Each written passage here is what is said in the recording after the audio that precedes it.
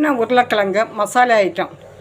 தனியாத்தூள், மிளகாத்தூள், மஞ்சத்தூள், பெப்பர், ஜீரகத்தூள், உப்பு, கொஞ்சம் பெப்பர், கொஞ்சம் கரம் மசாலா,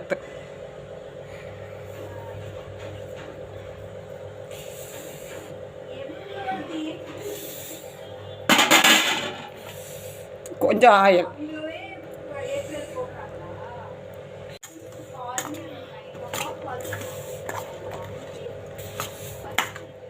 இதை நல்லா கிளறிட்டு ஏர் ஃப்ரையரை 5 நிமிஷம் ப்ரீ ஹீட் பண்ணிவிட்டு ஏர் ஃப்ரையருக்குள்ள ஒரு பாத்திரம் வச்சு இது டைரெக்டாகவும் போட்டு இது பண்ணலாம். நான் டைரெக்டாக போடாமல் ஏர் ஃப்ரையருக்கு உள்ள ஒரு பாத்திரம் உள்ளே வச்சு இதை ஃப்ரை பண்ணி எடுக்க போகிறேன்.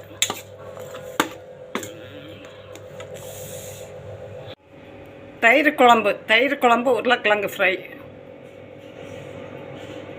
ஏர் ஃப்ரையரை 5 நிமிஷம் ப்ரீ ஹீட் பண்ணிவிட்டு ஒரு பாத்திரத்தில் உருளைக்கிழங்கு கலவையை கொட்டி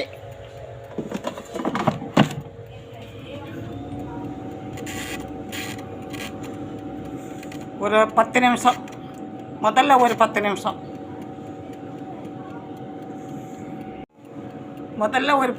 வச்சுட்டு அப்புறம் கிளறி கொடுத்துட்டு ஒரு 10 நிமிஷம்.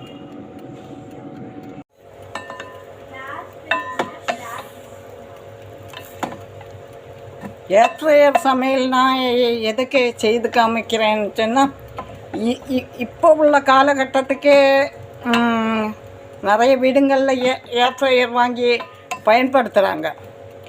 அப்போது ஏர் ஃப்ரையரில் என்னென்ன செய்யலாம், என்ன அவங்களுக்கும் தெரிஞ்சுக்கிடணும்னு சொல்லி தான் நான் ஏர் ஃப்ரையர் சமையல் கேட்கவும் செய்கிறாங்க. ஏர் ஃப்ரையரில் எப்படி செய்கிறது எல்லாம் கேட்கவும் செய்கிறாங்க.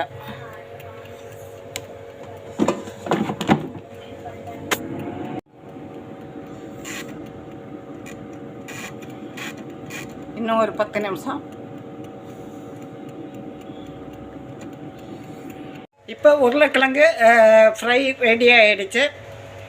உள்ளே எதுக்கு பாத்திரம் வச்சு நான் ஏர் ஃப்ரையரில் உள்ளே எதுக்கு பாத்திரம் வச்சு சமைக்கிறேன்னு சொன்னால், ஒவ்வொரு சமையலும் முடியும் போது இந்த பாஸ்கெட் இருக்குது பார்த்தீங்களா, இந்த பாஸ்கெட்டு துலக்க வேண்டி வரும்.